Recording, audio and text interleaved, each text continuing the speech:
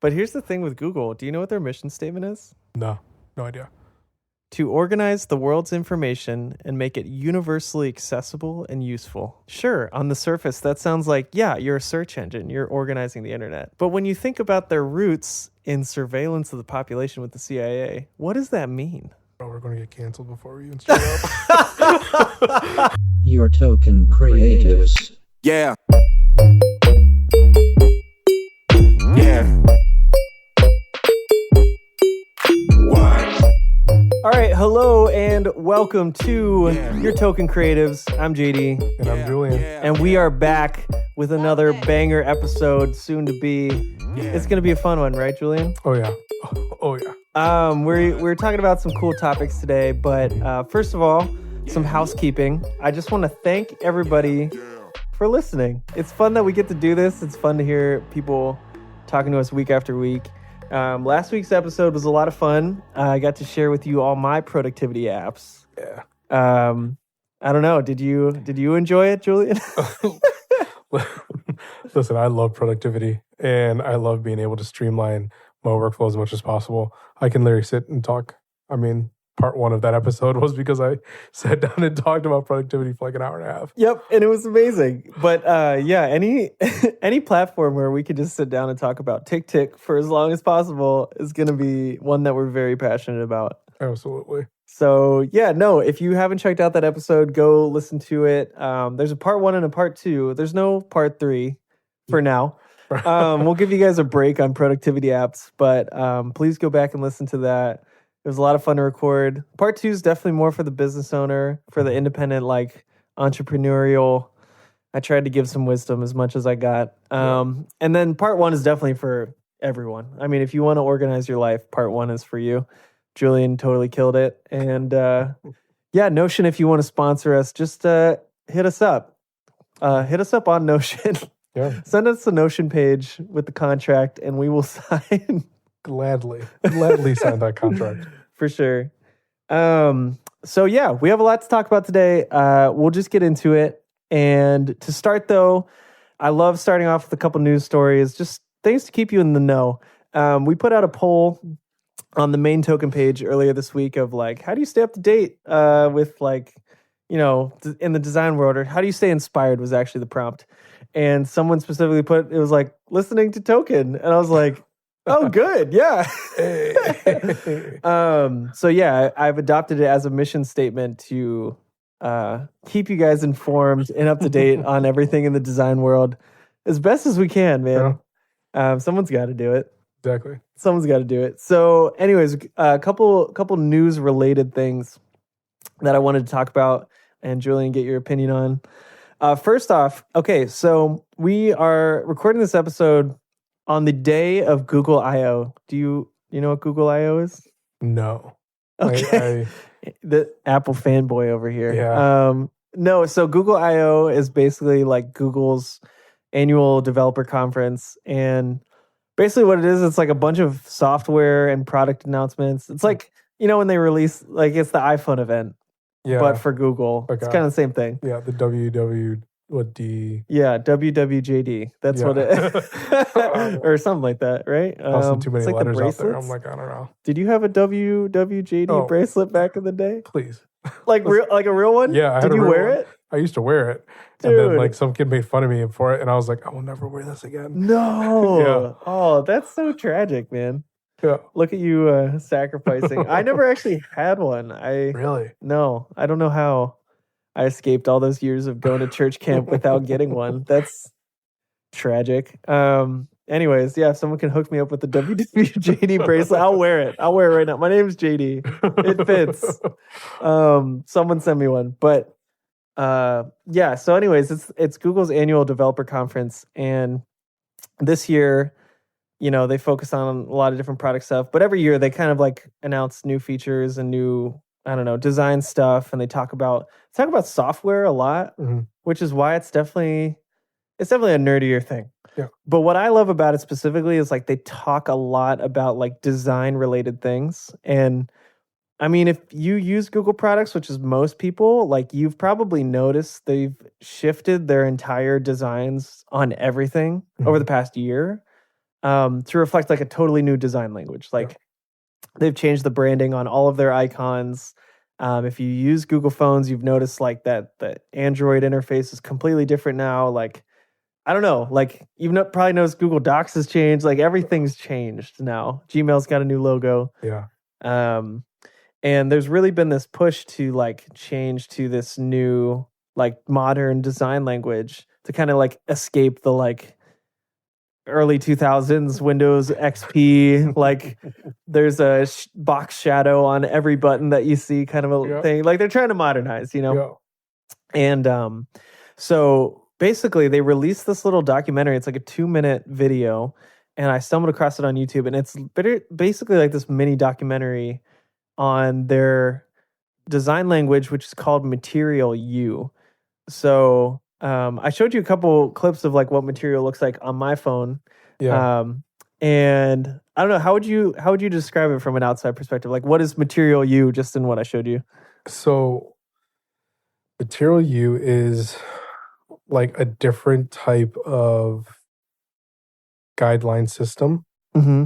It's very much based off of more so expression, like for an element, or even like as you're designing, that it is like strictly like you need to have 5 pixels like for this for any rounded corner that you have in like this whole document or this whole like app or whatever. It's more, I don't want to say, I was about to say loosey goosey. It's an official design term right there. Yeah, it's not quite loosey goosey. But there's not less rules to it. Like it is kind of more free flowing. Yes. Of a design language. Yes. Yeah, for sure. And like lots of color, like very color heavy.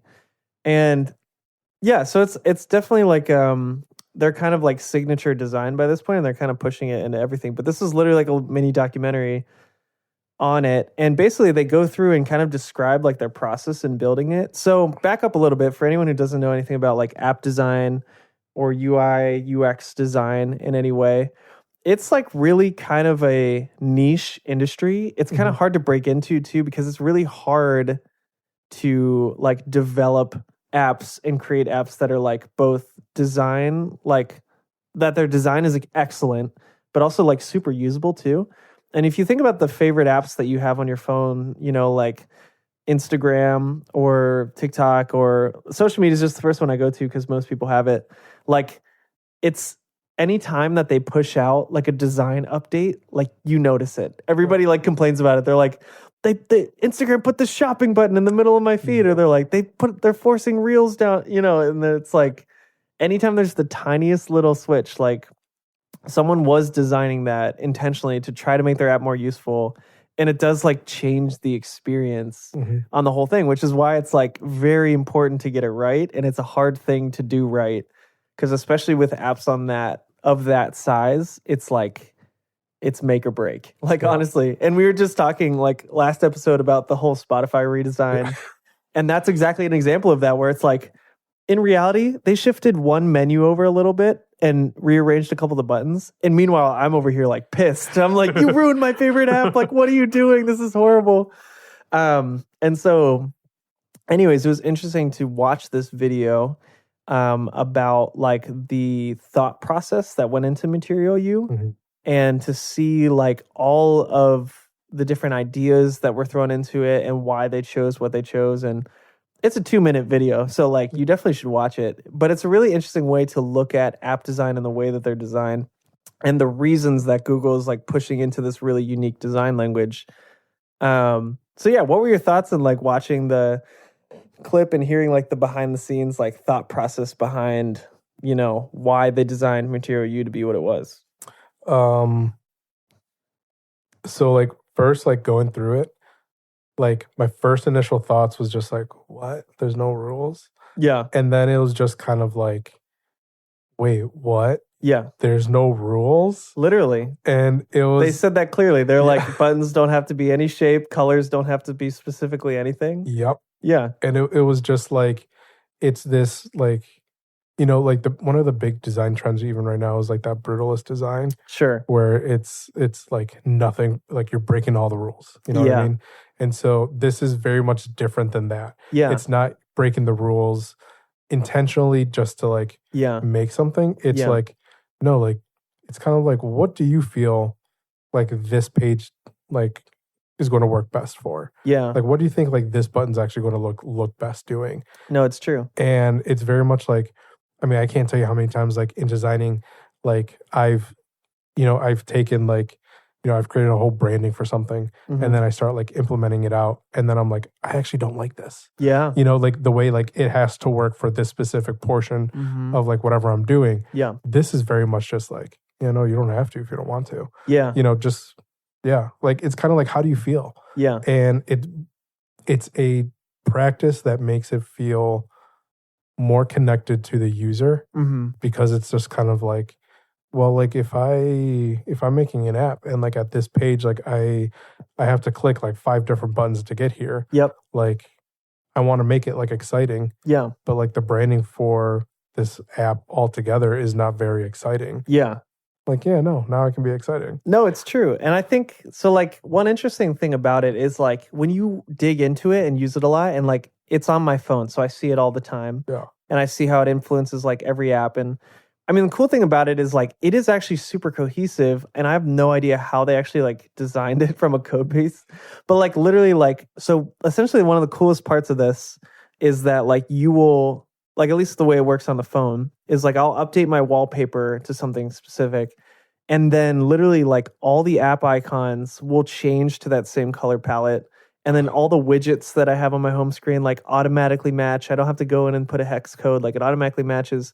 And then all the Google-based applications adapt to that same like slight color scheme. And the thing is, it's basically taking one color and making a whole color system from it. And then it goes across all applications in that way. So like my Google Calendar, my timer, everything, my Google Photos app, even all like use on my phone. It's a very like, I don't know, it's kind of like this peach color wallpaper. Everything has like accents and tones of that while still maintaining like good contrast, good sizing. Like it does round the corners a lot, but it does it differently in every different space. So it's like, there are definitely rules to it, but it does look completely different in every application of it. And I don't know, it's like a super unique idea from a design perspective to like try to have it look completely original in every aspect of it. Yes. I mean, it's just one of those things of like, you go to like, you go to like those little like hole in the wall like bars, you know what I mean? Or like, like you go to like those places that have like all this character. And like it's just like you're like an Airbnb and like no two rooms like look alike. No two rooms like match. Yep. Like every single wall in the house is like a different color. Yeah. Like it just has that character that like that you can get. And like it's true. It's like so original that you're like, that's the aesthetic is itself. Yes. Like it's not trying to be anything else. It's just fully itself. Yes. And I'm not even gonna lie, like as I was like looking through your phone, I was just like, low-key, I was just like, why can't Apple do this? Well, it's funny, like, so, I mean, yeah, but I think Apple totally has a different strategy. And for everyone with an iPhone, the home screen has looked pretty much the exact same for, when did the iPhone come out? Was it 2008 or something? Somewhere around there. I mean, a long time, like a really long time. They haven't changed the home screen. Like it's always been, you have 4 apps across. They always organize like this. Yep. There's no app drawers or anything. Like they've included folders. And I guess you guys have widgets now. You do have widgets now, which is great. Not to be that guy, but Android's had that for 10 years. But it's like, but Apple has kept and here's the thing, I actually love the design system of Apple. And they've, funny enough, like gone into this other way where it's like, these are very strict rules. Every corner is exactly the same. If you have an app icon, like to even get listed in the App Store, you have to make your app icon look in a specific way that like matches the App Store aesthetic. So your corners have to be at an exact bend. Like your colors have to be in an exact palette. Like, so there's very specific rules in the Apple design language. And it's great because anytime you see an Apple application, it like, you know what it looks like and it makes sense. Like, it's apples, right? Like they all have that, like they always have a gradient. They always have white included in the logo somewhere. Like it's never just a full color logo. They're definitely not minimalist. Like they always have like texture and depth to them. which is kind of anti what a lot of design trend is, which is very flat. But it's funny because it's like iPhone would definitely not. Apple would never make a design system that's specifically like, we want it to look completely different in every aspect. They would rather be like, this will look the same on your Apple Watch and your iPad and your MacBook, and it'll look exactly the same, and you know how to use it, and the volume controls will always be in the same spot, and the colors will always be the same thing. And it's like, from a usability perspective, makes a lot of sense. Yeah. But then from like a creative design perspective, it gets a little stale, you know? And so like the fact that Google's like, it's going to look different on every single person's phone, on every single device, because it's going to match exactly what you've set it up to look like on that way, is just a super unique concept, you know? It's the, you know what? Like put stickers on your laptop. Even though like everybody has like the same laptop, like your stickers and your placements are going to be different than my stickers and my placements. Yeah. And it's just that little bit of like customization, or even just like, no, this is mine. Yeah. You know? Exactly. Yeah. No, it's true. And I do love a design concept that's specifically personalized, because I'm thinking through things that are not phones or apps, or just like general design. Like I'm thinking through like this past Christmas, like the big item was like the Stanley Cup. And you know, like those water cups, like from Stanley, like the metal ones. Yeah. I feel like everybody and their mother was trying to get those Stanley cups. And it's like specifically like the white one that only Target sold or something. And it was like all the same cup. But then it's funny because I'm like, we're, 6 or 7 months from now. And anytime you see one, it's just like, okay, that's it. Like they all are identical. They have a few colors between them, but it's like, it's the same thing. And the thing is, like, when you think about water bottles specifically, it's like, they go through cycles like that, where like a few years ago it was the Hydro Flask. A few years ago, before that, it was the like the Nalgene or whatever. Yep. And it's just funny because it's like people end up, when you do very structured design exactly the same way with only a few options, people get tired of it and move on to something different. Whereas if you make a design system that's constantly changing and evolving to fit you, then it never really like goes stale or gets old. Or becomes like a cliche of itself, you know? Yep. Exactly. I mean, even for me, like just the simple facts of being able to change like my backgrounds. Yeah. You know, like change like just like from from dark mode to light mode. Yeah. Like that's enough of a change for me just to be able like, okay, like this device doesn't feel stale anymore. Yeah. And to have something, like that being implemented across your device completely. Yeah. Like it's almost like being given infinite stickers and just be like, just go ham, do whatever you want, and just decorate it however you want. It's really true. And you don't have to do any work to make it happen. Yes. It literally just like, it does it all for you. Like I changed my wallpaper to something new and everything changes. I don't have to go in and like custom code these colors to be this specific way. And I don't know, it's just like, it's nice to have something that's like constantly refreshing, but it's also smart because you're building a design system that's always changing. Mm-hmm. So people will never get sick of it. And also the work to keep updating it, you're not going to have to like keep inventing new design systems. It's like, if a core feature is that it's always changing, then it's like, well, then it's just always changing. And that's the consistent part of it. I think another thing in the video that they pointed out that I think moving beyond like phones and design language examples that really stood out to me was the concept where they were talking about how they didn't want the design system to have specific rules, but they were trying to match it almost like making like a beat, like a musical beat. And that like they would have like, you have your kick here and your snare here and your hi-hats here. And then once you play that in a line and you see that they repeat over time, you're like, oh, that's a beat.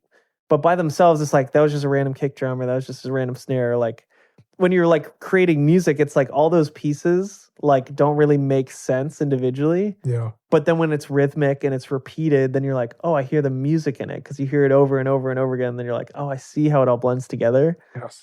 And I think that is such an interesting design concept, to try to make something that's like a piece of music where it's like there's a ton of different things going on, but the repetition and you constantly seeing these things show up is what gives it its like set of rules. You know what I mean? No, exactly. It's super interesting because like, we live in a world where like, even with you just saying with the Stanley Cups, like we live in a world where we want to be individualized, Mm-hmm. but we also want the same thing that someone else has. Totally. You know what I mean? So it's like it's another way to like for you to be your own person, but applying that to your devices digitally. Yeah. Without you having to do the work Yeah. of changing it all to be like personalized. Because it's like, I don't know. And I think it's just like for anybody who's like designing or creating, it's like, I think so often like you just get caught in like doing the same thing Mhm. repetitively. And you're like, these are the rules. Or like you post on social media and it's like, well, this kind of post blew up. We're doing this one thing every single time. And like a lot of social media strategists tell you to do that too. And it's like, well, then people kind of get bored with your account because it's like, it's literally the same picture or the same pose or the same Yep. caption every time. And it's like, why not just like have your social media like reflect you and all the different aspects of you? Because it's like by going outside of the box and doing a variety of different posts, that'll all begin to make a beat. It'll Yep. make this like creative piece where it's like, oh, now that's just like an original thing. And you're like, of course that account does this, this, and this. Like, I feel like we've kind of taken that, like, and Becca's done a great job of this, like with the token accounts specifically, where it's just like, there's a ton of different content on that, where it's like, hey, here's our services. Hey, here's a podcast clip. Hey, here's branding advice. Like, it's kind of just like, it is a smattering of all things like creative things. But now, like that we've done it enough, it kind of has taken a shape where it's like, oh, you are all about like creativity and creating. And sure, there's a business where you do branding and websites and create professionally, but it's like the social page itself is to show just like all these different aspects of creativity. Yep. And like, that's how it all fits together. It's just like by doing a bunch of different like avenues specifically, it all then blends together, you know? Yeah. No, that's good. So yeah, please go check out that Material You documentary on YouTube. Even if you're an iPhone user, I think you'll find it interesting because the design portion of it is super intriguing and kind of inspirational for anyone who makes graphics or anything design related. Oh no, absolutely. I mean, even for me, like it's interesting because I was like purging my phone last night of like apps. Yeah. And so because like the latest thing I've been doing is like every like 3 months or so, I go and like purge my phone. Okay. Of just like apps I'm not using, right? And then just delete everything off of the home screen. And so there's just nothing there. So that way I can like, it's just like a brand new slate. It's just something fresh. Really? And like I just kind of keep it like that for a couple months. And then like, you know, as like I find like new apps or stuff, like they kind of fill up again. And then I just like purge it. Interesting. Yeah. So you start with the home screen fully blank to see like what you would put there just naturally, like what you reach for. Exactly. That's so smart. And then like, you know, like, cause like I can take everything off and then I can always search within iOS, like for the app specifically. Yeah. And so a lot of times like what it's done actually has helped me, like, meaning that I can't just pull up Instagram. Like I have to search for Instagram. Yeah. I have to search for Facebook. Yeah. I have to search for my email. Mm-hmm. And so the only things I have complete access to at all times is text messages, my phone, like actually making calls, my banking stuff. Okay. And like that's it. Dang. Yeah. No. No, and it's good. I think it's good to like clear out your like apps. Just on like a personal note, like I think there is something to it where like I feel like everyone goes through this, or at least maybe it's just me, but I'm like, I will redo my whole home screen like every 3 to 4 months. Yeah. And with Android, there's a million more possibilities. Like I'll download a new launcher and then I'm like, okay, now I don't have buttons anymore and it's all text based. Or like then or like it'll be like, oh, this is like the completely minimal launcher where it's like it's only your clock and everything else is launched through your voice or something. And I'm just like, this is crazy. Or there's the one where it's like you can do absolutely everything, build your own widgets, color your own icons, and it's like, but literally like 3 to 4 months, I will get so sick of however it exists, and I just like need to change it up for whatever reason. I don't know why. Oh no, absolutely. Like that's what I'm saying. Like being this whole thing. This is why I'm like, why Apple can't do this? Yeah. Because like, you know, last night just looking at all the apps, like I just realized I was like, wait, I recognize the apps by like the colors and like the shapes of things, as opposed to the name of the app. Oh yeah. And so it's like, I can see myself if that was like a possibility to be able to have like, you know, what we're talking about here with you know, Google Material, like if there was a way to like have all the apps just like look the same, it slows me down. You know what I mean? And then being slowed down is like, do I actually want to open this app? Yeah. No, you that's see what true. I'm saying? So Yeah.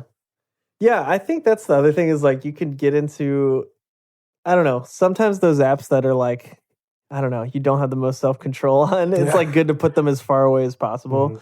Like I don't know, I think in my brain I'm like I have to be on Instagram a lot for my business or whatever, but like how many times am I actually using it for productive things or am I creating posts with it? No. I'm normally just like scrolling or wasting time and it's like maybe you should put that one further away. Whereas something that's like a little more productive, a little more helpful, Yep. it's like maybe you put that one in your, home Yep. screen, I don't know. Maybe not everyone has that problem, but No, I do. For me, it's been instead of social media that I've been scrolling on through, it's been like my news app. Okay, yeah. And so it's just like I need to stop scrolling on my news app. Yeah. Because like I'm just getting bombarded with information left and right. Yeah. Or like there's also apps that I have that I'm like, why do I hate that I have to have this app? Like Facebook, I hate that I have to have that downloaded on my phone. It is the worst app ever. Like it's just a horrible experience. The only redeemable place on Facebook for me is Facebook Marketplace. And it's not even because I buy anything. It's just like the things that people list are so hilarious on Facebook that it's like, that's worth keeping the app. But anytime I scroll through my feed or like allow notifications from Facebook and they send you like 70 odd notifications, it'll be like, so-and-so looked at your profile. And you're like, why do I care? Yep. Like, or here's a suggested friend.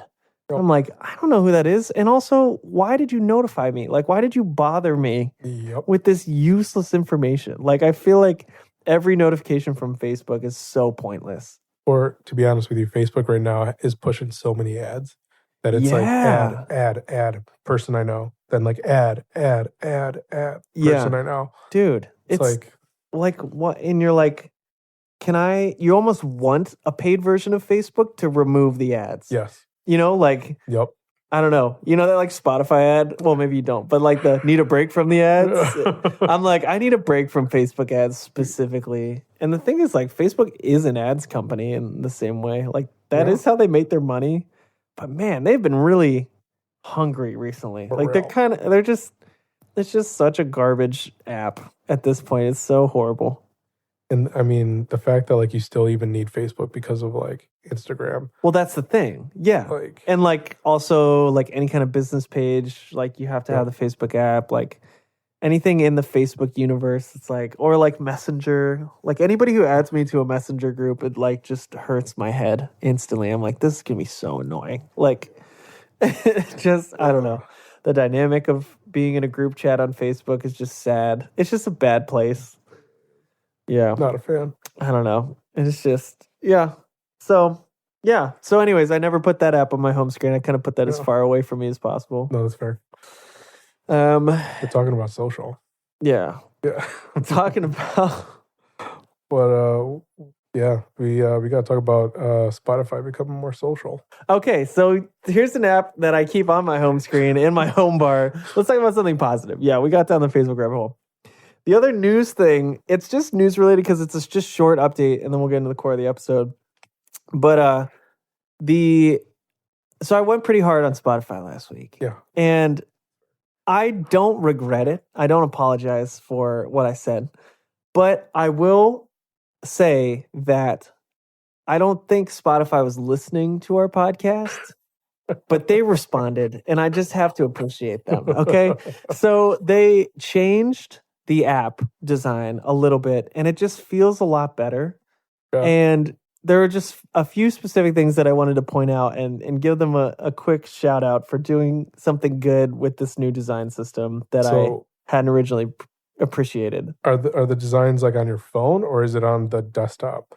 Because I've still yet to use the desktop version of Spotify. So the desktop one has not changed. Okay. No, this is about the mobile app specifically. Okay. And two things that they added that solve two of my problems with what we were talking about last time. So basically, what I was complaining about last time, just to sum it up, is that I felt like all the best things that I use Spotify for as an OG Spotify user, they had hidden in their like redesign of the app and stuff. So it's frustrating to get to these new menus, and I know everything's more algorithmic, and they're trying to push what they want to push to you more, which is also like, the thing is, they are becoming more of a social media and trying to sell spots to artists to do that kind of stuff for you. But that's a whole other thing. but they had hidden like the liked songs, and it was hard to know like where the new stuff is or where the stuff you're looking to find is, because it's like they're pushing all these playlists all the time. Yeah. They're pushing the Spotify DJ all the time. Yeah.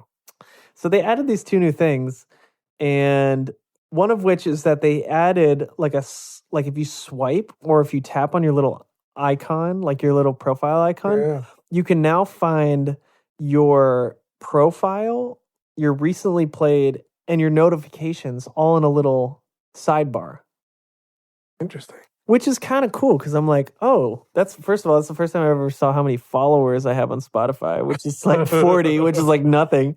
But I was like, oh yeah, Spotify has social features. Like, I was like, that's kind of cool. But then the recently played thing is amazing. It's like all your recently played music, and it groups it by album and by song. So if you were in like a playlist, it would have like the tab for the playlist, but then it'll give you like a couple of the most recently played songs or the songs that you listen to from that playlist in order. So it's kind of grouping it. Okay. And you can kind of see your like play history like immediately. And it's amazing because there's so many times, like, especially with the Spotify radio and the algorithmic stuff, it just starts playing stuff that you don't have saved, you don't have in a playlist. It's just like the stuff it's queuing up for you. And now you can see exactly like what you listened through in a full timeline view, just right in front of your face. That's actually really convenient. So like for me, like I stopped using the Spotify DJ. He was not getting my music. Yeah, see, it's kind of hit or miss. Yeah. So I stopped using them, and I just started doing like the radio based off of like a song. And the amount of like new songs that I was just introduced to was just like, all right, I gotta heart this one. I have to make sure I heart it. Yeah. Because like I have no idea who this is, where I can find it again. And It's then like true. once I go, like It's just gone. it's gone. No, and that's kind of the frustrating thing about the design of it, was there was no way to check up on those kind of things, or just like follow back or circle back, or I'll be like, wait, what was that one song? I feel like I've heard this. I can't even find it anywhere. Like, and a lot of times you don't know the artist's name. You don't like, it's just people you've never heard before. So you're like, there's no way to track it. So now you can go back in, find the song. You can see the full history, like time stamped and everything. And it was like, that is brilliant. And I love that that's here. That's nice. So that's one feature they brought back that I'm like, okay, that is why you redesigned it, is to make the profile picture like this little swipe menu. I love it. Great design, great user experience. I love it so much. The other thing that they added was that there's now like a what's new tab. It's this little lightning bolt in the top right. Yeah. And that was the other thing that I was like kind of complaining about, was that like you can't find like the stuff, like your music quickly, and that like the likes and the follows are just like hidden, you know, like the like songs or different stuff. But now like it's actually using that data of like the artists that you follow and your like songs and like stuff like if you're following a podcast, and it groups it all into like what came out like recently. Like it's almost like a notifications things of like what's happening in real time. Yeah. And like that's nice for me because it puts all of your like releases and new music in one area, but it's like kind of like a hidden menu, as well as like your new podcast and stuff. So it's like now the notifications tab is a little more robust. You can tag it, so it's like if it's just playlists or just music or whatever. So I feel like with those two little design switches, I was like, I now see why you had to go to this more like blocky style thing. Like we were complaining about how there's kind of like 3 home screens between the podcast and the music. Now it's just down to 1 home screen, but they've kind of hidden these other things in little swipe tabs if you find them. And I was like, okay, this feels more useful. And it's like now the home screen is for like what you've been listening to. Yeah. And any of those swipe actions, well, the one swipe action is like your literal history. So if you want to get really detailed about what you've been listening to, you can jump back in. The other one is like, now where do you want to go from here? Yeah. I don't know. I was just like, okay, I see how they're developing the design. And I just had to shout them out real quick because it looks good now. Dang. See, Spotify is still too new for me to like recognize like when those design changes are happening. Yeah. And so like as you're explaining this, I'm like, wait, no, that's right. I did see like the podcast get integrated again. Yeah. I'm like, wait, where have I been though? Like, they are switching things kind of fast, so it's kind of hard to keep up with it. So but no, thank you for responding to, my feedback last week. I'm sure all the reps at Spotify. I just wanted to congratulate you guys on a great new redesign. Keep it up. Good work. yeah, I think they do great things. They're doing great things. So Yeah, but that's it for news. The second one was more just personal news. I just had to shout them out. But what we are talking about today for the main portion of our episode is the do's and don'ts of logo design. So I wanted to do a different kind of episode. We've been doing a lot more like current events, news stuff. But at our core, Token is a branding agency. We do branding work. We do like brand redesigns. We do full website projects. I mean, full on creative agency. But we deal in the branding world a lot. And I have a ton of conversations with people about their brands and how to market their brands all the time and try to give them the best advice on how to pivot their brands to be more impactful, to make better sales. Because at the end of the day, branding really impacts every part of a business. But the other part of branding is that it's very poorly defined what branding is because there's so many different aspects to it, right? Yep. And so I wanted to kind of do a few episodes and we'll get into more topics like this where I'm talking about specific branding things. So it's like you can have a little bit of piece of like branding worlds to kind of bring into your own businesses or just even have more of a perspective of like specific niche topics about branding that, you know, people often don't talk about, you know? And so today, we're doing the do's and the don'ts of logo design specifically. And Julian and I have kind of come up with a list for each of these that are kind of like general rules of thumb when designing a logo. But maybe I think it's helpful first, Julian, if you kind of define like what does logo design entail and what is it not? Like what are we talking about when it's like, because people think branding, they think make a logo for me, and they're two different things. So can you like talk about that separation? No, that's perfect because like that's literally what happens. You know, a lot of times you're like, oh, like I need brand. You hear someone coming up to you and they're like, oh, I need branding, and in reality, what it is, they need a logo. Yep. Or like they're like, hey, I need a logo. Yeah. And really, what they're expecting is a whole brand. Yep. To be developed for them. Yeah. And you know, a brand is different than just a logo. A logo is actually just like, you know, the name of an organization, a company, a person, business. You know, a lot of times it's just like it could be like an icon as a representation. It could just be just like the words or just like you know, or just initials. Yeah. But a logo is just like a representation of just a visual representation of what the person organization is. Yeah. It's just like a one piece of it. Yes. Yeah. It's just one visual mark. Yes. That represents like that there's more to it. Like there's a brand behind it, you know? Exactly. Yeah. And that's, you know, that's the big difference because then a brand is the actual presence of like what the organization is, you know what I mean? And so like we I know we have like a couple examples, you know, later on, but like a logo is a visual identity for, you know, an organization or a company, but a brand is what it represents. Yeah. Yeah. I was like working that out. No, you're good. No, that's exactly it. It's like that the logo is a huge part of the brand, right? Mm-hmm. And it is an important part of it. And so I figured that's kind of why we start with logo design specifically, because you think about certain brands and infamously there's like the Nike logo and you're like, that logo, that little check mark is the reason that you will pay $20 for a t-shirt that in Marshall's you would only pay $5 for. Yeah. It's the only difference is that one logo. So it does provide a lot of value, but the thing is that the check mark in itself doesn't actually hold that value. It's just a representation of the value that the brand holds. Yes. And so branding also includes your naming, the way you talk about yourself, the way that people perceive you is also your brand in a way. Like, you know, the reason there's designer brands is actually just a way to describe how people think about that brand. Yes. Right? It's like, yeah, all brands are designed. Yeah. Right? But a designer brand, you're like, oh, that's luxury. Or luxury brand is a type of brand where it's like, well, they're perceived to be luxury. Yeah. So they're overpriced, but they're also overhyped, and so it works. And you want to pay that overpriced hype, you know? Exactly. It's just like, but not like some of that includes the logo, but it doesn't always include the logo. Yeah. And the logo doesn't actually determine the value. Exactly. The brand does. So like, I mean, to dumb it down a little bit, like a logo is like a person's name, Mm-hmm. but the brand is the person's personality. Oh, yeah. You know what I mean? That's true. Like you're not hanging around with like your best friend because of their name. Yep. You're hanging around with them because of their personality. Exactly. And you know what to call them because like that is their name. Yep. But like the name is just a representation of the person. Exactly. Dude, that's deep. Flip that. Flip that. Come on, baby. That's so good. That's a great analogy. So right now we're talking about the name of a person. We're not talking about the person. You're like, I am more than Julian.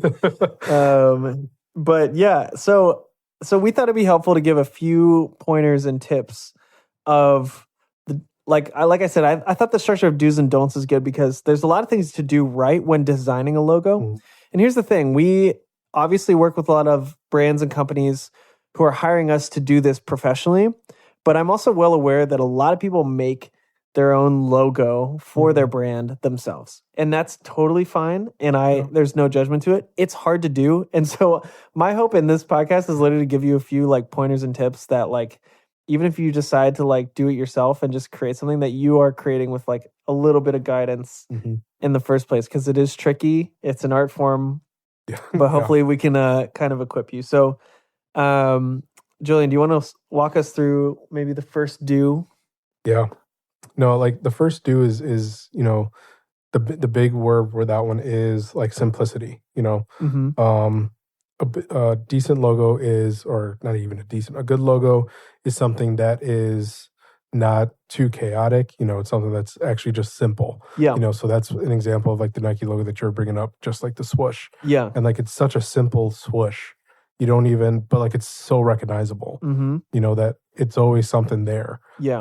That you just slap it on anything and you know what it is. Yep. But it's the simplicity behind it that like, Yeah. you know, you don't want it to be so distracting that people look at it and are like, what is this? Exactly. Yeah. And that's the thing, is that a good logo is intentional, like with a direction, right? So if it's overcomplicated, the reason I even put this as like the number one thing is because it is the most common mistake when designing a logo too. And there's a lot of logos where you start and you're like, okay, we're a car repair shop, so it has to have a car in it, and the car should be on fire, and the tires should be smoking because we fix tires, and then we like the color red, so we're going to throw in the color red, and then we really like bold font, so we're going to do this bold font, but I also need to include that we do windshield wiper repair, so we're adding this. And when you design from that perspective of just trying to add everything in the kitchen sink, it's like you gave it everything, so then it's nothing. It has no impact. There's no direct action to that kind of a logo because there's 15 actions that they're trying to make you notice at once. Yep. And so that is one of the main, like the hardest things of logo design is keeping it simple so that people know that this is recognizable, but that it's not overcomplicated so that it's like, I don't even know what to focus on here, you know? So keep it interesting, but not too interesting kind of a thing. Exactly. You know, like, and it's that whole like intentionality behind it, you know, like every time like you add an element into it, you should question like, is this benefiting or is this not beneficial to it? Totally. Yeah. And I think like that's the thing when you're designing logos is that you have to be smart with what you're subtracting, right? And there's oftentimes in branding projects where I'll throw, 15 ideas at the artboard and then I'm like slowly going in and being like, okay, what can we remove that still keeps this iconic? Or what can we separate into different elements that still gives it value and still gives it like, some kind of meaning or memorable idea without like overcomplicating what you're supposed to look at. Like I heard this quote this one time, which is basically like the simpler that something is, the more work went into making it simple. Does that make sense? That makes a lot of sense. So it's like this idea that just like, if you see something that appears minimal and you're like, wow, it's kind of bare, it's kind of simple, I immediately get the point. It took so much more work to get it to that point, to still make it recognizable, but have a simple impact than it would have if you just threw everything at it in the first place, And I think the idea of like making your logos from a subtractive standpoint where you're like, let's keep this as simple as possible is actually a really difficult thing to do. Yep. But absolutely do it. No, absolutely. And I think a big component behind that too, though, is, recognizing the difference between simplicity versus like minimalism. Yeah. You know what I mean? Like minimalism is just like, well, like we have to take everything out, you know, just to make it like as bare bones as possible. Yeah. But simplicity is the difference where it's no, we need to subtract to make it the most understandable as possible. Yeah.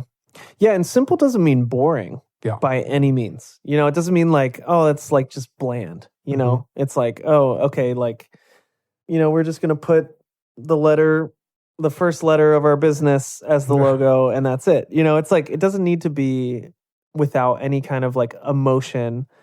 It just needs to be simple, you know? And I think that's why simple is an important word. It's not boring and it's not minimal.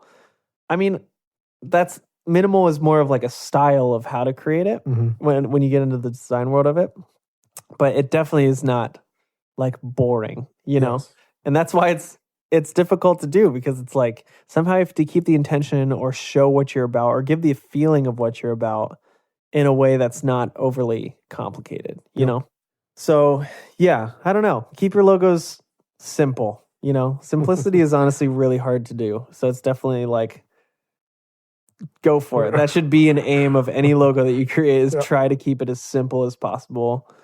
And that's why the best of the best logo designers have like the most minimal looking logos, and you go on their Instagram and you're like, really? They paid $50,000 for that? And you're just like, yeah. I mean, yeah, like the Pepsi logo. Yeah. They paid that firm like, what was it, like 1.5 million for that rebrand? And granted, if you read the brand guide that's like 200 pages long and talks about the history of the world and why that impacted the Pepsi brand, then you're like, I understand how you tried to justify that price, but you're like, really? Those few curves? Like, that's it?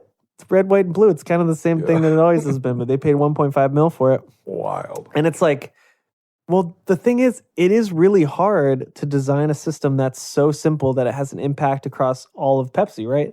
All of their cans, all of their bottles, all their merchandise, all their advertising that they do. It has to work on billboards. It has to work on Facebook ads. And then you're like, well, then you need something simple because it has to be so flexible. And then you start to understand, you're like, okay, so the value is in the simplicity of the Pepsi logo. If the Pepsi logo was what it used to be in the 60s, where it's like this really intricate font and it's so hard to read and there's like so many colors, it's like, well, that could never be put on a billboard. It wouldn't fit on a can. No. It wouldn't be readable from far distances or close distances. It's like, well, now it's not flexible and therefore it has less value. And so it's like, so you are paying for the minimalism because it's so much more practical and usable, you know? Yep. So keep it simple. What is it? KISS? Keep it simple, stupid. That's my design tip for you when designing a logo. So what's the next one? So the next one is a logo has to be memorable. Yeah. And so, you know, a good logo is going to be something where someone can see it once and immediately remember what it is a week later, you know, or even if they were just to see like the icon that's associated with the logo and be able to recognize like, oh, this is this specific brand and they do X, Y, and Z. Yep. Totally. And that's the thing. I have a horrible memory. I really do. I'm like the kind of guy who's like, I met you and had a 5-minute conversation with you and I like forgot your name by the end of the conversation. Like, I feel like people in general have bad memories. Yep. And so like when you're trying to market a product or a brand or get people to interact with something, like if it's not immediately memorable, people will forget very easily. You know what I mean? No, exactly. No, I'm the same way. I literally recognize apps on my phone by like the icon. Yeah. And I don't remember the names of the apps.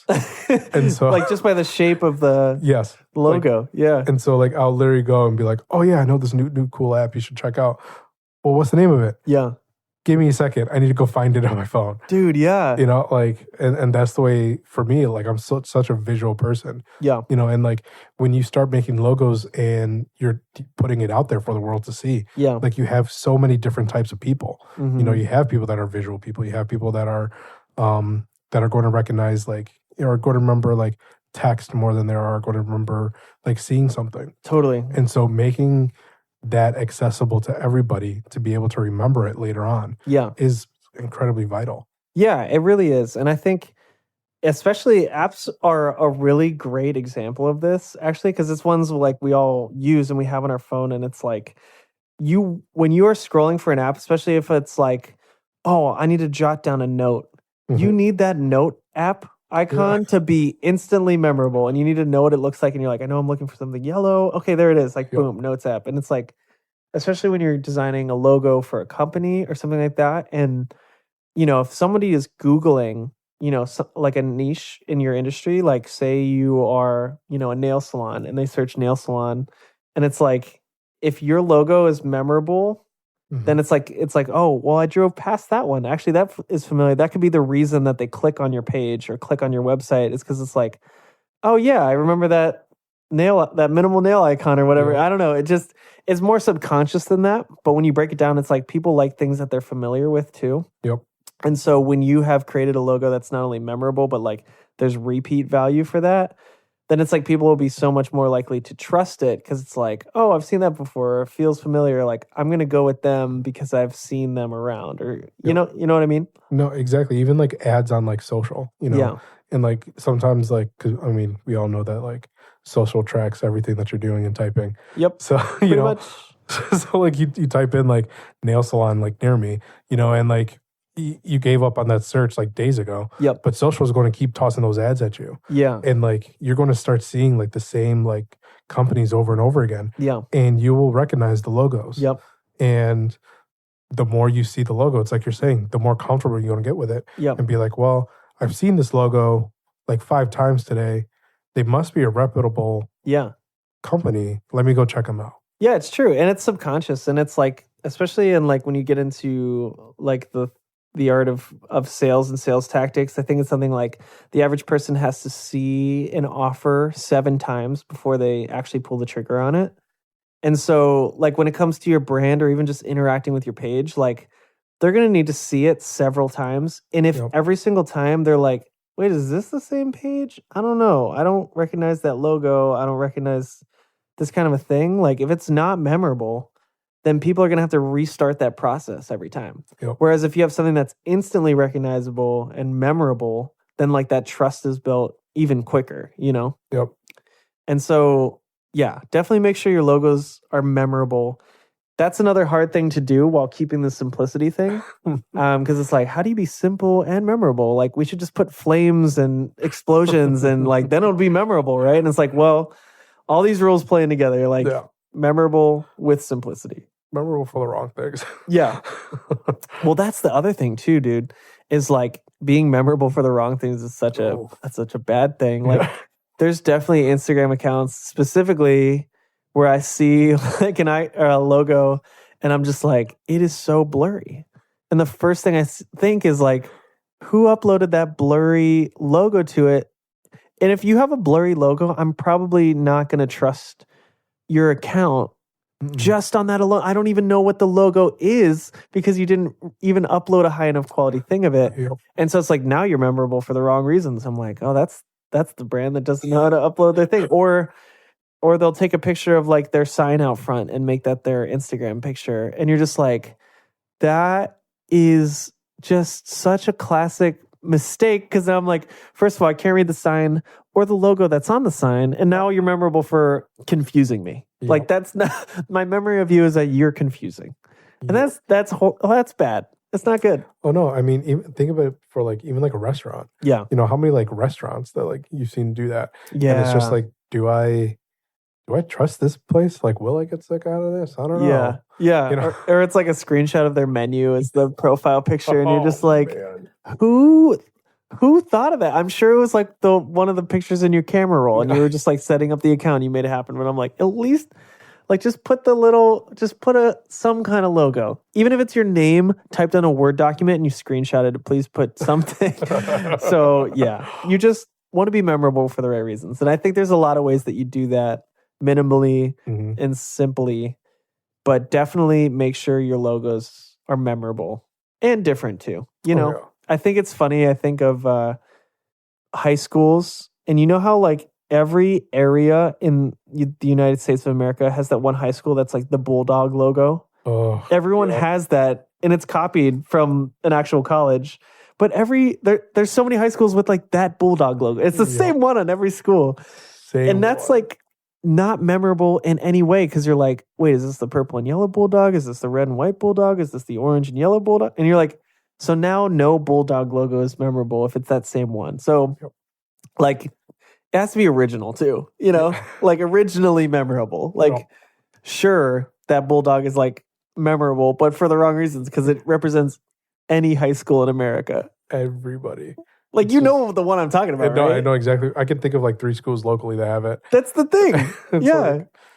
It's like, what? Like, what are you guys doing? Yeah. And that's the thing. Like, you don't even, it gets to a point where you don't even take them seriously anymore. Yeah. You know what I mean? Yeah. Like, the schools that I'm thinking of, like, I remember in high school. Yeah. Like, it was just like, oh, yeah. Like, the football team was just like, yeah, they're a joke. Yeah, because they just threw clip art in as their logo. And they're like, oh, call it a day. Yeah. It's like, oh, well, whatever. Yeah, like, I get it that the Department of Education doesn't have a huge branding budget, but just like try to make it a little more memorable, you know, At least flip the bulldog or something, or just stop downloading other logos from the internet and making it your logo. You know, you got to make it original and memorable. For real. Yeah. So, yes, make it memorable. No. So I think the next one though is how important versatility is for the logo. Versatility is definitely huge. I think that like when it comes to a logo, application is everything. And one of the things that I always walk branding clients through on the front end, like in our initial discovery call, I'll literally ask them like, how are you planning to use your branding? Because I always want to be designing with the end goal in mind. And if I don't know where you're going to use it, then I am not going to be able to create the best branding for your business or what you're trying to do. You know what I mean? Yep. And so it's like, if you know that this logo is going to be put on poster boards and, you know, put outside of shops everywhere, and you don't, and that like that's where the main logo will be used, then it's like, well, then that impacts my sizing and that impacts exactly like what I'm trying to put on there. And maybe I don't want an ambiguous icon as much as like text to actually describe what we're doing. And it's also very industry specific. You know, if you're like a tech company, I'm definitely not using the same rules as like the foam board company, because I'm like, okay, well, now we need to be ambiguous and we probably use specific color schemes to get the trust of donors. And so there's so much that goes into it. You just need your logos to be able to be versatile across applications, you know? No, exactly. I mean, even as something as like having, you know, back on like the first episode, we had talked about like our first like our first paid one, and like the one that like I had brought up. So if you haven't checked out episode 1, go make sure you go check that out. Back to the beginning, please do. You know, like that one had like a bunch of different colors. Like it did not work in black and white. It did not, you know, like that means like if they were going to go and send an invoice out to somebody and like they only had a black and white printer, you know, like that logo, that branding is not working for them. Yeah. You know, like it's kind of like you paid like X amount of money for like a branding, you know, for a branding package, and like you can't even use it. It doesn't have the versatility to be used correctly. Yeah. And that's a point of clarification, is like what we're talking about when we talk versatility is like, can it be used on a light background? Can it be used in a dark background? Can it be blown up huge and look good? Can it be shrunk down to be the most minuscule copyright sized logo and still look good? Like it needs to be able to be scalable and change color and be different sizes and just work across all different applications, you know? And so that's a tricky thing to do, you know? I think for me personally, like that's when it gets really complicated if you're using tons of different colors in your design, because like even if you have your brand colors established, if you have like 3 or 4 colors in your logo, then it's like, well, now every time you print it, you're printing 3 or 4 colors. Is that really that versatile? What if you only have an application where it needs to be black and white? Is the logo still going to look good if you are, say you have to, you know, print out a form and you only have a black and white copier? Like, are you going to be able to still read it? Will it have good contrast? Will it keep all those same good design elements, like when it's stripped away of its color? And if it doesn't, then it's probably not the most helpful logo to design, you know? So I think you always got to design like with that in mind. I definitely lean towards more like one color logos. I always do the black and white test with Yep. any branding that like we create where it has to look good as an all white or an all black logo, even if there's a full color version, because it's like it needs to be able to just work in any application. And then full well knowing that like a lot of our clients don't always know exactly how to use their branding the best, like right out of the gate. Yep. Because it's like, well, we thought we would just throw it on a t-shirt. And it's like, oh, okay, cool. Did you like, and that's the thing is like, if I don't create a versatile logo, then it's going to look horrible on that t-shirt if I was like, well, you only told me that you needed it for the website, you know? Yep. And so it's like, well, now all of a sudden you just need to create that branding to be able to be flexible for any kind of scenario that it gets thrown into. Or other times, like if you're a nonprofit, like, and maybe a news article, like Yep. throws in your logo that they found from Google and like it's in there. And it's like, no one gave you permission to do that, but they did it anyways. And it's like, well, it's good press. But if your logo looks bad because it got clipped off the internet poorly, like, then that's on you for creating a logo that wasn't versatile to be able to just be thrown into something. Like Yep. it just has to be able to be flexible. No, I mean even like newspaper advertisements are still printing in black and white. Yeah. And a lot of times they just pull a color logo, Mm-hmm. and it's just like you just now paid A for a logo that's not versatile, Yeah. but B for a newspaper advertisement Yeah. that's not advertising you correctly. Yep. And you never want to limit yourself to your current situation, right? Yep. Especially with your logo. So, say you're like the small around the corner mechanic and you're like, yeah, we have this logo, we put it on invoices, that's all it is. And you don't take the time to think through how it could have variety. And say your shop blows up and you open a new business like across town, you start wanting to get into marketing. So you're like, okay, let's put up a billboard. And all you have is your logo that's like, well, okay, if you're reading the sign in front of our shop, it works, but you see it blown up on a billboard and it's suddenly like, well, you paid, first of all, thousands to get that billboard up. But now it's like exposing, like you didn't think through like the versatility of that logo on the front end. So now you're probably going to have to pay for a whole new rebrand to get a new logo to fit your new thing. And that's a whole other expense, Whereas you could have created the branding and invested in the branding in the first place, and it would have been flexible across however big your business gets. Yep. So like from a business owner's perspective too, like it costs you way more money to create a logo that is not versatile except to specific instances in the long run, because you're going to end up having to get it redone over and over and over again for every different application. Yep. Oh no, exactly. I mean, like think about how many businesses go through rebrands, within the first like 5 to 10 years of them being open. Yep. And a lot of it is because of like, oh yeah, like my sister's like son's friend like knows how to use Photoshop and he just made me a logo real quick. Yeah. Exactly. And then it's just like, okay, now you paid him like X amount, but now like you're expanding, that logo doesn't work anymore. Yeah. You need to get a new one. Yeah. And then like you just found like some kid right out of like design school and like he charges a little bit more. Yeah. But like also like they're very green to the industry and like, they've already made mistakes. And now it's like, okay, third time's the charm, hopefully. Yeah. No, and it's just in the like stress of that is also not worth how much you save on that too, because it's just like there's no clear direction and it's just responsive. And instead of deciding this needs to be this way in the beginning and we're taking this approach across all our branding, you're just like reacting to like, oh shoot, we need a new one for this. And then it loses your cohesion as a brand too, because now you've gone through 3 different logos that look totally different in different applications, and you'll probably go through a 4th because it's like it wasn't decidedly versatile in the beginning, know? Yeah, no, that's really good. I think that leads into our next one, like the relevance to the brand. Like a good logo should be relevant to like the brand's like personality. It should be relevant to their values, their target audience, and it should communicate the brand's essence and differentiate it from its competitors. Sure, yeah, and I think this one's probably like it seems assumed, but I felt like we kind of just had to put it in there because it's like, yeah, obviously the logo has to be related to the brand, but so many logos just get so abstract and out there that it doesn't actually communicate anything about the brand. Yep.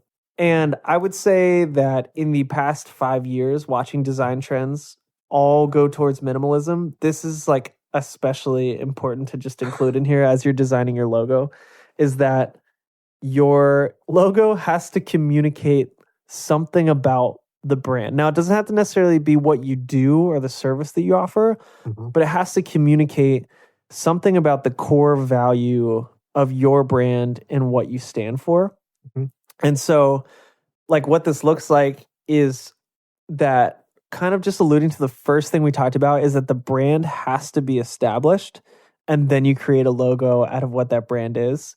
And so, like, that's kind of the assumption with this last point, is that, like, you can only make a logo relevant to the brand if you know what your brand is, right? Yep. And so you have to take the time to determine what your brand values are, what your core vision is, what you're trying to do bigger than just the services you offer, like how you do it. And then that determines like where your logo comes from. So I don't know. I just think that's an like interesting dynamic to point out, is that like the logo stays relevant to your brand because you've established what your brand is and created a logo out of what your brand is, you know? No, that's good. I feel like there's so many like different companies that don't do that. Yeah. And it just confuses people on the back end. Yep. You know, like all of a sudden it's just like, or not on the back and the front end. Yeah. You know, and so all of a sudden like you're looking at it and you're like, wait, what does this company actually do? I thought they did this, because you've heard of it. Yeah. You know, because of like, you know, because of the brand, you've heard of the brand and you're like, wait, this is their logo. Am I looking at the right? You know, nothing's worse than going to like a website and be like, am I looking at the right website? Yeah. Like, this is them? No, that's so true. Especially, I think local businesses tend to struggle with that the most, because like it'll be like, you know, I don't know. It'll just be like, yeah, our logo's this, you know, flying pig thing because we thought it was like a funny joke. And you're like, you're a construction company. What's the connection? It's like, I just thought it was funny. Yep. And I guess maybe that is your brand value, is to be like a humorous construction company. I don't, this is not a real company, by the way. I don't know. But I'm just like giving examples where I'm just like, there's a disconnect there because the business owner was like, well, I just think this is interesting and fun. And maybe one of your core values is to be like abstract or to be funny and just, I don't know, play on whatever. But like that has to be an established brand value, and then you create the logo out of it. Not just like, well, this was a cool one we found on the internet and it just kind of matched our thing. So we're just like, oh, whatever. It just like works as a logo. And I don't know. It has to, I think it's not that this is one of the most like bad things you can do to have just like a logo that doesn't match your brand at all. But I do think that a more impactful logo will always tell you something about the brand, whether it's the mission or the values or literally just like the service that they create. Like a stronger logo always will be relevant to the actual core brand that's there. You know what I mean? No, that's good. So yeah, I feel like that's kind of like the main do's of our logo design. Those are the 4 main points that I wanted to share with you. Like, keep it simple, keep it memorable, keep it versatile, and keep it relevant to your brand. And I think if you do all those things, like, you can definitely design a really good logo. It's definitely some good principles, and it's ones that we use when actually designing like brands for real companies and stuff like that. So yeah, those are the rules. Those are the do's, but we also have some don'ts just to go over quickly because you can mess it up. And these are more just like, red flags, if you will. Exactly. You know, I think for us, like one of the big ones we've talked about has been the use of too many colors. Yes. You know, no one wants to have too many colors in a logo, and then, you know, definitely not passing that color test of like, is this usable in black or white? Yeah. You know? No, and like one other point is just like, not everyone sees color the same. Like, it's perceived, and some people are colorblind and literally unable to see color or see colors differently. So if you're basing core elements of your logo on a specific color, then you're eliminating shape as your main factor of what differentiates logo, and you're kind of playing with fire at that point because everyone's going to perceive color differently. Whereas shape is something that's way more uniform and easy to base off of. So yeah, don't use too many colors. Yeah. Also, you'll get to the print shop and you'll pay 5 times what you would for a just plain white logo. So yeah, just practically too, you'll save a lot of money if you just go with one color logos. Yeah. I mean, some print shops won't even put on a t-shirt if you got like 5 colors in there. Yeah, it's true. So they'll literally just be like, no, we're not doing that amount of work. That's 5 screens we had to make for this one t-shirt. You only ordered 10. Like, no, thank you.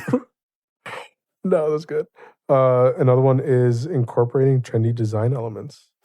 Yeah, so this is like definitely like, I don't know. This is definitely more of a hot take, you know, like I think there are a lot of cool trends in design these days that are great and original and like creating new things.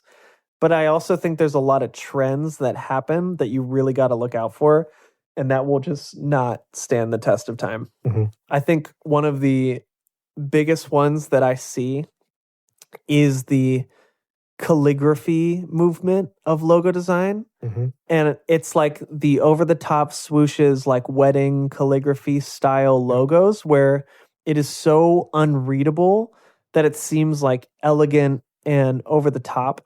And I'm not trying to like hate on this one specifically, but I just see so many people like do it, and it's like immediately you've kind of like pigeonholed yourself into like the Canva brand, because it's like everyone uses that same cursive font and everyone writes like the name of their thing and the same thing. And I think it can work if it's once again tied to your brand values. And if your brand is to be elegant and it's about calligraphy as your font, and you've made these brand decisions to create your specific voice and visuals, then great, then it matches and you can match that across everything. But when you decide that the like logo has to be this and then that impacts your brand, it just gets all messy. And then in 10 years, when that's not the cool thing to do anymore, you're gonna have to update, and it's gonna just be a total switch to a new direction. You know what I mean? Exactly. And I mean, and that's a costly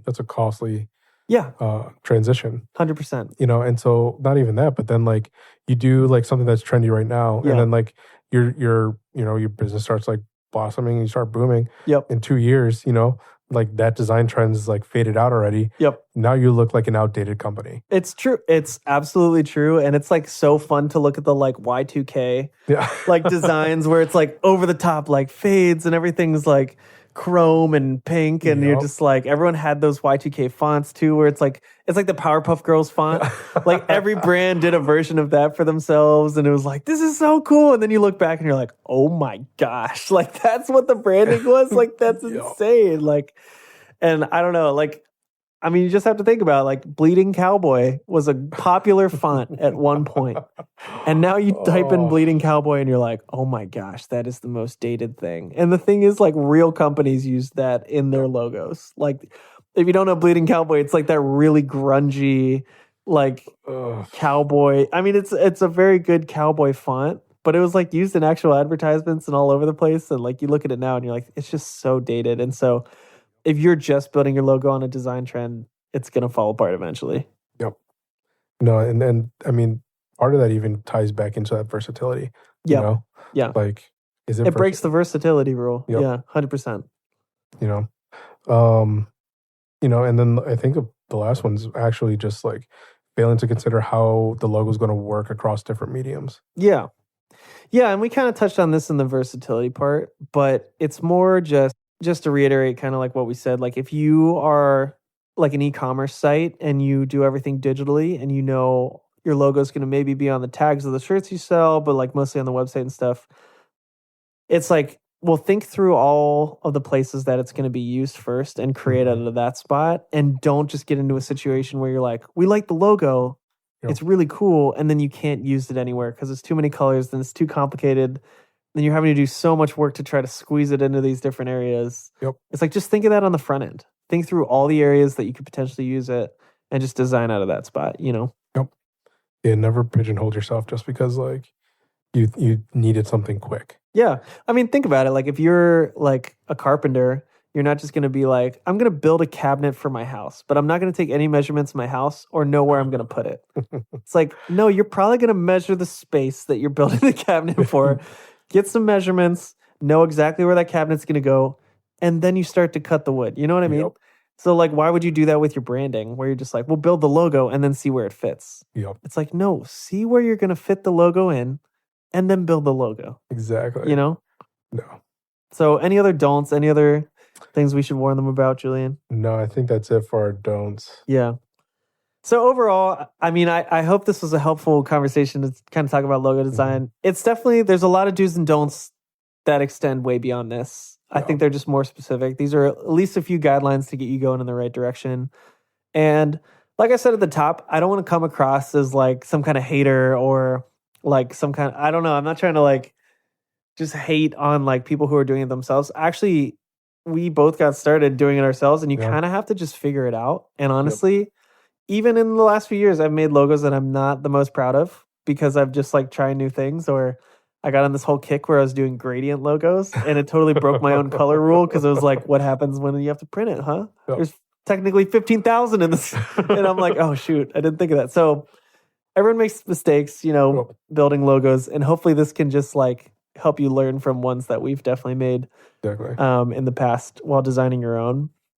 And I will say, hopefully this also lets you into how tricky it can be to create logos and create branding.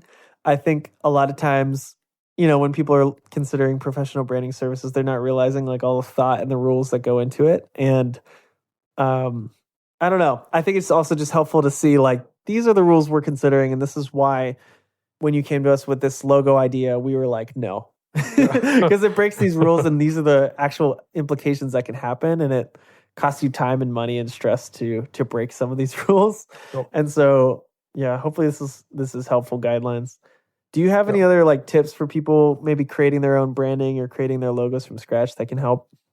Honestly, the biggest one is literally the color rule. Yeah. You know, make sure it can work in black and white. Yeah. You know, make sure that it can work, you know, super small and like super large.